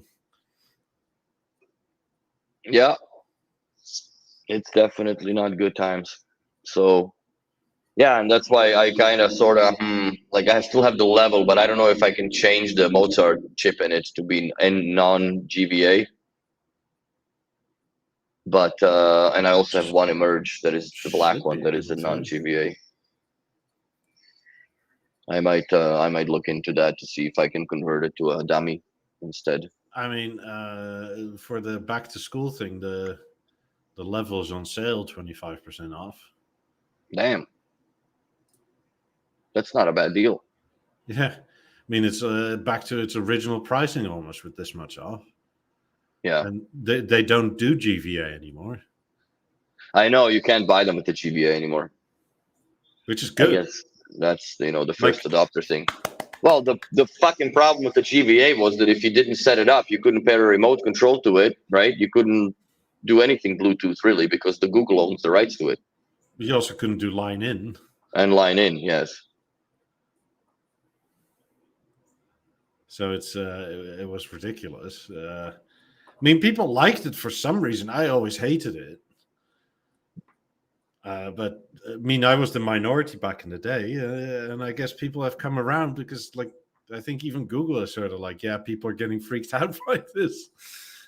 Like, we collect too much of your shit. Well, at the end of the day, that's all what's worth the money is just the data, right? Yeah, I mean, even Apple, right? With the what is it, iPhone 16? I have it, but like, I'm never ever like, and I have never ever used Siri on it. Mm. Like, I don't need to talk to it. Like, my thumbs work. I can like duck go something if I really need to. Yeah. But I'm not going to ask my phone like, "Hey, when is my appointment?" And hey, your appointment and the traffic is blah. No, fuck off. Yeah. Like, you're not getting all this is too much. Like, I'm not saying live in a shack in the woods or anything. That's not what I'm saying. But no, but there's too smart of things. When the things get too smart, it's a little dangerous. yeah. But yeah, this is essentially that entire, not a podcast, but that's the entire interview of how my whole home runs tied in with Lutron Radio Raw and Philips Hue, which are the strips that I'm showing now that you can change the colors. I just put them programmed to the buttons of the colored buttons of the remote control. And yeah, like that, you're limited by how much time you want to spend on it, and it's not really that hard to program. If I can sit down with the bottle of bourbon and cigar and just start hammering, and shit starts working, right? Yeah. It's very simple. I actually like that the BLI now allows you to reboot Mozart and ASC products, except the V1 because it's not ASC. I mean, V1 and the Avant. Yeah, But they're yeah, a weird version of Linux, aren't they? yeah. But for some reason, my power went out this morning, just before the quick timer kicked in to turn on the TV. I had to power cycle it again this afternoon because I couldn't retain the Wi-Fi connectivity to it. It just wouldn't stay on the network. I don't know for what reason. But I also finally found out how to get into my Vincent, the fucking router, and turn off his bullshit input. And I turned off the 5 gigahertz network in my house, and it's just I'm running on 2.4 gigahertz. Way better. It's way better, and quite honestly, like I don't really have that many things that are on Wi-Fi. Wow, I guess. Yeah, but I mean, like, you don't need gigabit to everything. Like, come on.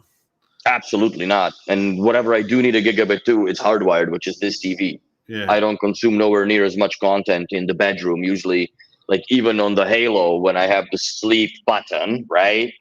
It goes to sleep, shuts the whole apartment off, and Avant turns on to the radio from the BeoSound 2 in the kitchen. Yeah. But the Avant and the V1 work way better on 2.4 gigahertz. Yes. So everything's on 2.4 gigs. I completely shut the fucking 5 gigs off. I've never had issues with the WiSA transmitters. I mean, the receivers and the speakers themselves. But yeah. Oh, yeah, there's my cable management of the good old shape. So for anybody that wonders, that is 12 tiles, 72 holes in the fucking wall. Well, figured if you do 1 or 72, you're still gonna paint the whole goddamn wall anyway. So, call this. Yeah. I only got to listen to it a few times, like when I was really sick that I couldn't move out of the bed. That was the only time that I really enjoyed the shape. Because I mean, if you really want to get more out of your stuff, go bother Christian Klit on Discord. Yes. Because he had like made touch sensitive buttons for in the tiles, so you can go next track, previous track, pause, play. Yeah. That was cool. But that is some severe DIYing, right? That is not like, oh, I can buy this and install this. No, this is like you're going to need to know what to buy, how to wire, how to solder. You need to write code or copy code, I guess. Yeah. I could do all that except the code, to code it in there. That's the only thing that I would suffer with. But yeah, no, there was some cool ideas behind it. So, and yeah, now I have a Bang & Olufsen that comes across the whole bedroom instead of just being. Basically, you have the app logo above your bed. I have the basically it's the app logo on my bed. And it's also not in dark mode. Good old Bio time. And yeah, I had it also set to control the lamps. So that's another product that has been gone for 10 years minimum. And luckily I bought enough of them that hopefully they'll last me a lifetime. But that is the alarm clock that's been with me and a part of my life for a long, long time. And that's one of the things that I did whatever I could to retain the IR controllability of whatever kind in my bedroom. That's why my girlfriend kind of won the argument by default with the TV, because if I put a new BeoConnect core in it, I'm fucked. Yeah. I would still have to put in a BeoSound moment just to sit there in the corner, not connected to anything, but to forward IR commands into the bloody gateway. So, and that's more or less the purpose of the BeoSound moment now anyways, which is in the hallway. And it serves the purpose of forwarding the IR commands from my B&O remote keychain to turn on the apartment as I walk into the house. So how's that for usability? My moment here is essentially a Wiser controller. That's all it does. So sadly but surely, that's how that works. I mean, Deezer still works on it, which is nice. TuneIn still works on it, though. You have to log in and save everything through the website of TuneIn. You can't search stations anymore. It's really but that's a paid service, so I don't care for TuneIn anymore. There's just amount. But even the free one is the free one still works. Mm-hmm. You just get an extra add-on startup, which is sort of like, okay. Yeah, I listen to B&O radio more or less than anything. But other than that, my moment is literally connected to my PC, and it's the Wiser to the speakers. I just don't want to wear headphones. Yeah, there's no delay still on that old schoolish system. But yeah, that's more or less in a nutshell what that video was about 5 years later, I guess, or 5 years back. But nothing's changed for me, to be honest with you, other than some stuff is Mozart, and now I gotta fuck with the menus in the app versus on screen. B&O is for me as it always used to be. It sounds great, works great. There are some glitches. There is a headache every now and then, but sometimes I honestly am mind blown how many issues people have and what it causes them, because I live with this shit every day, and so does Mikey. We rarely ever talk about some weird nonsense going on. Mind you, when the product first comes out, it's always half-baked hot potato that you can't really put your hand on all the way because something's fucked up. But as the years progress, I don't have issues with things, but maybe because I just set it up right and I'm very procedural in the B&O Denmark way of how you go through the process of doing things. You don't jump ship and you go there and you come here and come back and forth. I do it very procedurally and I don't have the issues. But then once it's all set up, I don't touch much. That's the only thing I touch is a Beo remote, one and a Halo, and my keychain from the early 2000s or 90s, however far back that goes. I mean, I guess I touched the theater most in terms of like rebooting and that sort of thing, but the M3s are all fine. I mean, the only time I have to do anything is if there's a very short power cut, which we occasionally have. I think that's what happened this morning because some of the stuff was, but I mean, rebooted like, everything and that was that. When we have like a 2, 3, maybe 5 second power cut, right? Like you connect Bluetooth and that sort of stuff to anything, but it just won't play anything. Yes. So you just go into the product about thing or troubleshoot and just reboot it and it's fine. Or worse comes to worse, unplug it if product appears to be offline. Yeah. So yeah, there's always a way, but I don't really have I would say negative experience with the product of any kind, really. You know, I take care of the stuff. And look, the most issues I've ever had with anything is the goddamn app. Yeah.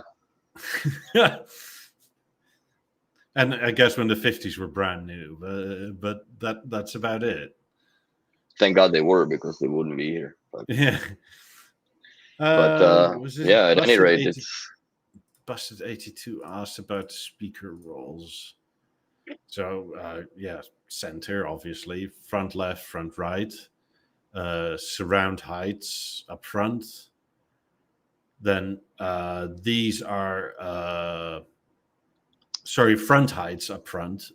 This one and the one you can't see over here on the left are surround heights. The back 50s are surrounds, and these are the backs. So the 7 on the floor are the front 50s, the theater, these back 50s, and the rear 17s on the wall. And these 4 are the 0.4s. Part of the reason and Megan uses none of that shit. It's default. Well, that's a default for any like Netflix and that sort of thing, right? But part of the reason I didn't used to have it like that. It used to be that these were the backs, these were the surrounds, and these were the surround heights. But the reason I changed it actually is that when you play Atmos stuff, right, it's fine. It's all great. Nothing to worry about, really. But if for whatever reason you put on a film of any kind or an app that only puts out 5.1, True Image is on, and it sort of fixes it. But it's nicer when the best speakers are the ones that aren't upscaled, if you will. So if a 5.1 source plays, even through Plex or something, like the 50s are always on, and then and the theater obviously, and the upscaling happens to the 17s. Instead of like when it was the previous way that the front 50s and these 17s were on, and then the upscaling is to the front 17s, top 17s, and rear 50s.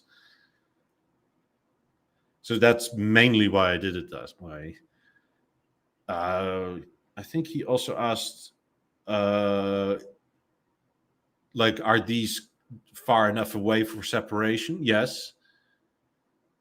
You can absolutely hear the difference because, I mean, it is more volume, a meter and a half. Not loudness, but well, it's also a meter and a half, right? Because like this distance is quite a bit longer than this distance, and they are further back in physical reality. But at some point, like with 450s, right, it kind of stops mattering. And there's a point where that does stop mattering, yes. Do I miss my 18 surrounds? Like, they may go back, but I will probably put like my 8s here and here and DPL them so I can use the top once I walk by, especially by this one on the wall here as a volume Controller. dial and controller and whatnot. So that's partially why I have them on wall brackets on the weird wooden frames I built for them. Where are you going to put the second one? Like above the BeoCenter 2? Essentially, yeah. Okay. I mean, my BeoCenter 2, the cable to the head unit is 10 meters. So I can fuck, you got a long son of a bitch. Yeah, so I can put that wherever I want to. I mean, I can even put it up front here if I wanted to. Mm-hmm. Yeah, I only have one left, which is 1.5 meters, because I burnt 10 meter at my mom's house for that BeoCenter 2 that now doesn't really have a role in the system, because fuck. Yeah. I mean, part of the reason why I bought specifically this one secondhand, because it came with a 10-meter cable, right? Because you can't really get these cables anymore. And I think I found one secondhand somewhere, and they were asking like €300 for the cable. Because it was like the only one left. And it's like, yeah, okay, so I'll buy it secondhand with a 10-meter cable, and I'll just roll it up. But at least it gives me options. Mm-hmm. Like the 5-meter cable turned out to would have been plenty.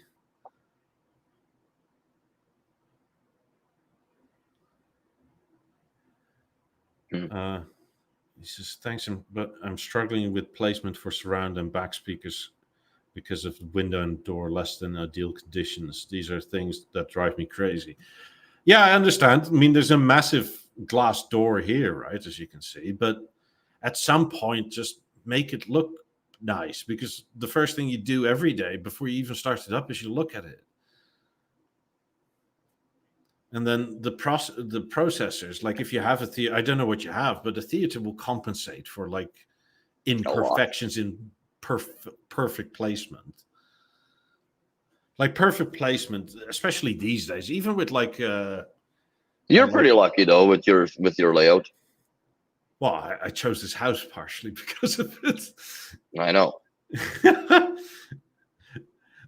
But with a theater, like the perfect placement matters a heck of a lot less than like room Harmony or Avant. Yeah. I mean, if you like this carpet, right, makes more of a difference than perfect placement. So if you have like all hard floors and hard surfaces and stuff, like forget perfect placement, get a carpet. Carpet made a big difference for me. Even in this place, the big carpet that I got makes a huge difference. The whole thing, because it really brings the echo and the brightness of the room down like significantly. I mean, in my case, right, something that is actually quite shit for audio is this glass table. Mm-hmm. But it's to the point where like I trust the software and everything to correct enough for it. I mean, at least 50s do. Fuck, yeah, I mean, had I gotten a wooden table, it would have been much better for audio purposes, right? But this is another hard surface that reflects any sort of high pitch energy. And lets the bass go through. Yeah, or it picks it up and starts vibrating itself too. I mean, fortunately, the table is quite heavy. But like any tweeter response, right, will bounce right off it. Yes. But this is partially also why like all these panels are here just to help. Like there's more panels around the corner on the left side here on the door opening to the kitchen. Mm-hmm.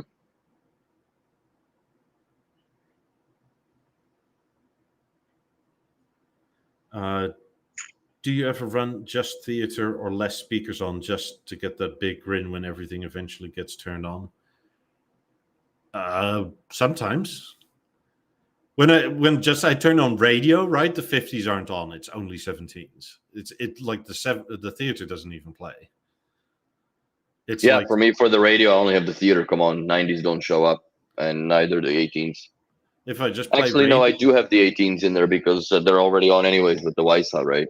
Yeah. I mean, if I play B&O radio or whatever, it's just triple stereo on the 17s. It's plenty. It's like Oh 17 fuck, would it be ever? 17s are bassy enough. You're not really missing all that much. No, Also, it's no, and radio. it's radio. Like, Exactly.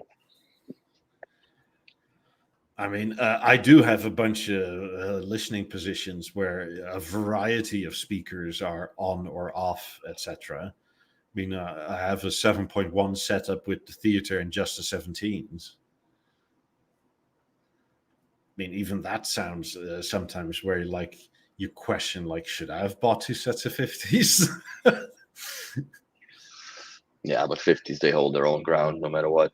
No, I understand, but like, it's to the point where like I could have been content with just the theater and 17s and the 19 or maybe 2, but that would, especially in today's prices, right? That would be, if you were to go new, what, that's like 160 grand difference. Yeah. Yeah, the 50s went up stupidly. So did the 90s. But that's just where it's all at. I mean, But yeah, I have listening presets with just the front 17s, just to see, like, because people for the can shits and buy. giggles. Well, Yeah. also people can buy, right? And like, what do these sound like? Okay, well, instead of like setting it up and then like I Yeah. have it, just like, here, go. Boom. There you go. Yeah. What does the theater by itself sound like? Okay, here, go. Like, I have all that stuff. What do only the 50s sound like? Well, then you have wide, narrow, high, and low latency variants. Oh, fuck. It's so many. Because it different makes a presets. difference, right? It does. It does make a difference. Yeah, So, I have everything set to high latency. Fuck it. I don't even play with any of that. yeah, but if you watch YouTube on high latency, you get weird lip sync shit going on. No. Well, I do. It's like the sound is a bit after the. You have your 50 set to auto latency, right? In the 50s, yes. Yeah, and then in But the theater you set it to whatever. when you set up through the theater with the app, right, you have to pick one, either low. Yeah. You can't pick auto; it's not an option anymore. No. They have to be in auto in the 50s. Yeah, but then when you set up a listening position in the theater, you either pick high or low. High or low, yeah. So if in the theater is set high, then you can get lip sync issues sometimes. I guess I don't really watch YouTube with the 90s on, so I wouldn't really be able to tell you now that I think of it. Because I usually just, if I watch YouTube, the fuck am I gonna have 90s turned on for a podcast, right? Yeah. But we're watching a movie and all that. That's all in high latency, and there's no linking in the rooms or nothing. It's just the theater itself plays. So yeah, I don't see that. Could be, but I don't see that in my personal experience or as I live with this stuff. So yeah, like I essentially have a listening position for just about everything. Yeah, I've had a few. I kind of gave up on it, and I have to fucking reset the theater again. Fine.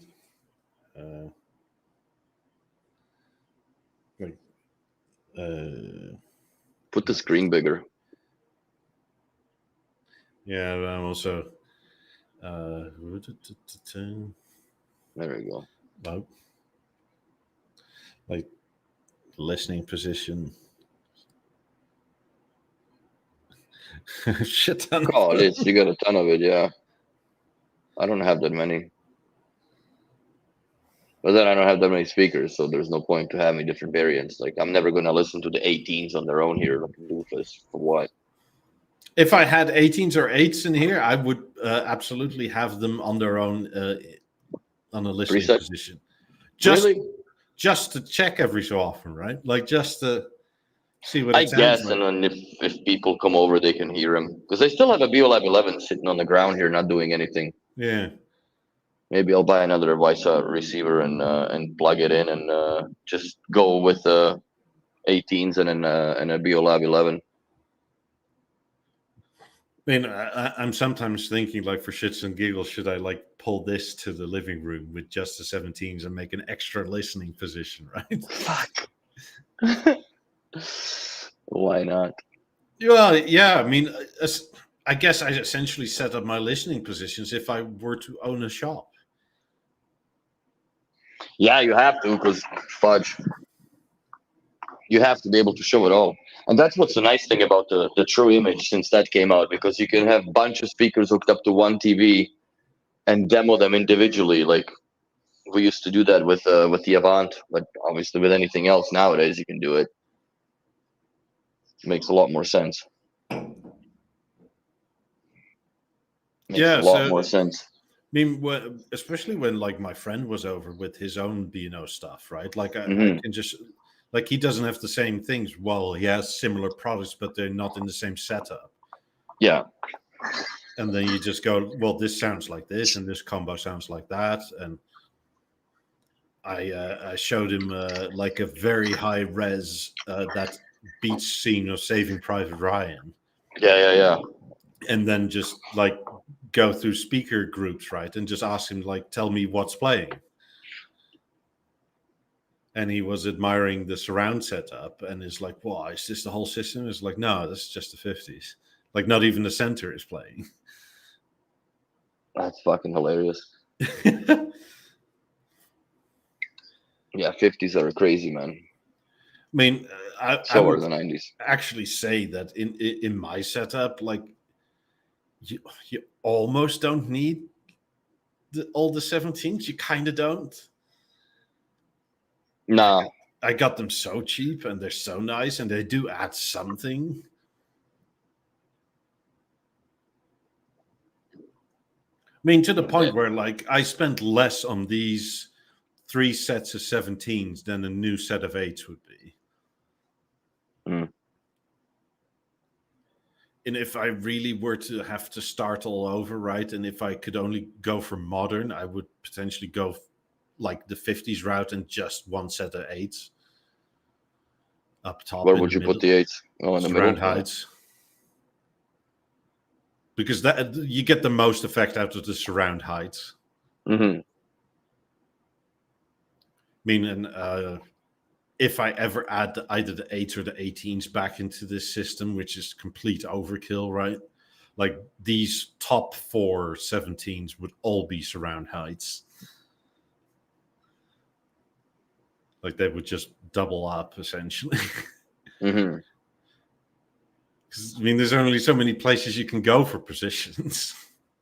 Yeah, because all that left front wide and blah blah blah, that's all gone from the nowadays. Yeah.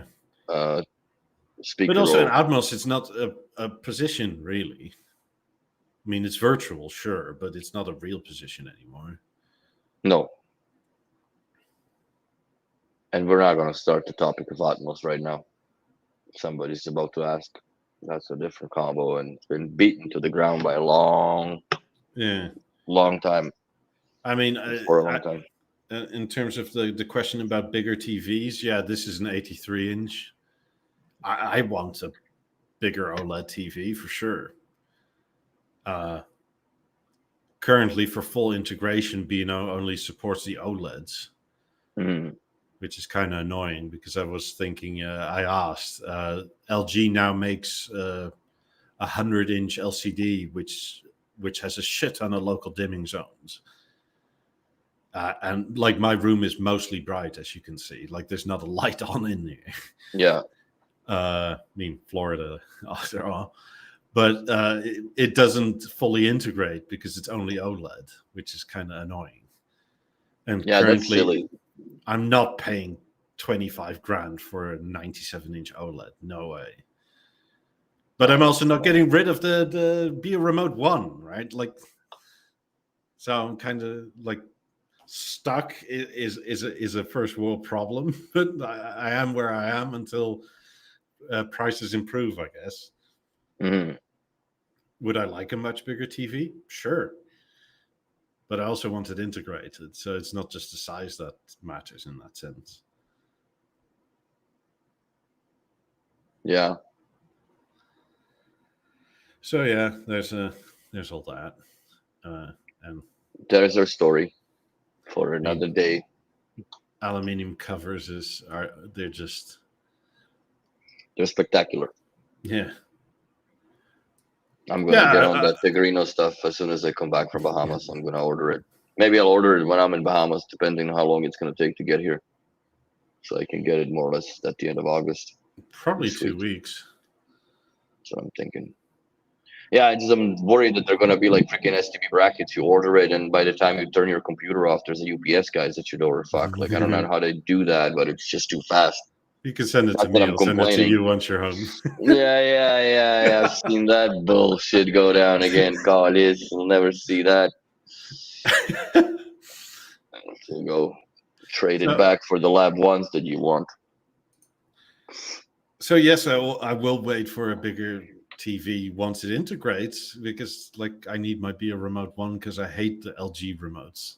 Oh, I can't deal with that stupid pointer bullshit. And I don't know if there's a way to disable it completely, like on a hardware level somewhere in the secret menus, but I never found anything. You can use it as a passive screen and then use the Apple TV remote and use it that way. But then you're stuck on the Apple TV remote, right? Mm-hmm. Which is also not really a remote I'm that fond of. Like it works better, but yeah. Well, we'll see how that goes. Anyways, that sums it up for this weekend. Yeah, we'll see if we're back next Sunday, because we don't know how your internet will be on the island.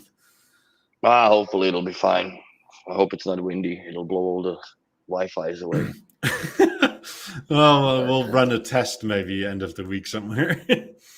Yeah. Well, I'm flying in on Wednesday, so Wednesday night I should be all right.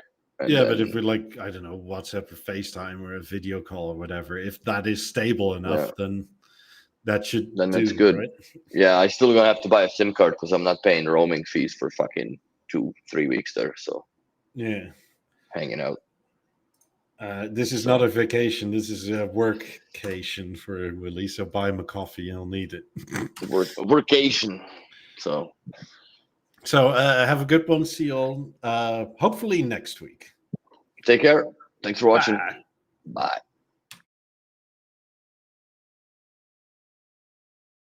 Bye.